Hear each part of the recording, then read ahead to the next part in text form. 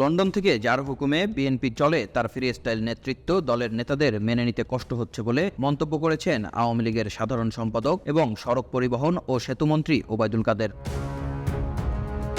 তিনি বলেন, বিএনপি এখন বুঝতে শুরু করেছে যে তারেক রহমান যতদিন নেতৃত্বে আছে ততদিন বিএনপি নামক দলটির রাজনীতি ভুলের চোরাবালিতে আটকে থাকবে এবং ভুলের চোরাবালিতে তারা আটকে আছে, এখান থেকে তারা বের হতে পারবে না।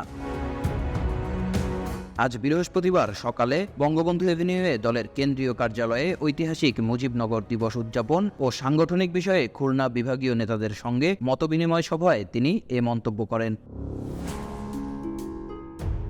নির্বাচন বিরোধী কোনো দল এদেশে রাজনীতি করবে রিমোট কন্ট্রোল নেতৃত্বের অধীনে, সেটা কি হয়? প্রশ্ন রেখে কাদের বলেন, সাহস থাকে দেশে আসেন, দেশে এসে রাজনীতি করুন, জেলে যাওয়ার সাহস সঞ্চার করুন। আজকে লন্ডনে বসে আন্দোলনের ডাক দেবেন, সে আন্দোলনে আর কেউ সাড়া দিক, জনগণ দেবে না।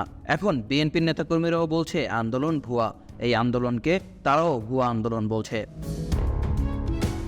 মন্ত্রী বলেন, আজ দেশের ইতিহাস নিয়ে যারা বিতর্কের সৃষ্টি করছে, এসব দিবস পালন করে তাদের কঠিন জবাব দিতে হবে। তিনি বলেন, শুনলে হাসি পায় আজকে বিএনপি যখন বলে গণতন্ত্র নেই, অথচ এই বিএনপি 15ই ফেব্রুয়ারি মার্কা নির্বাচন করেছে, 1 কোটি ভুয়া ভোটার তালিকা করেছে।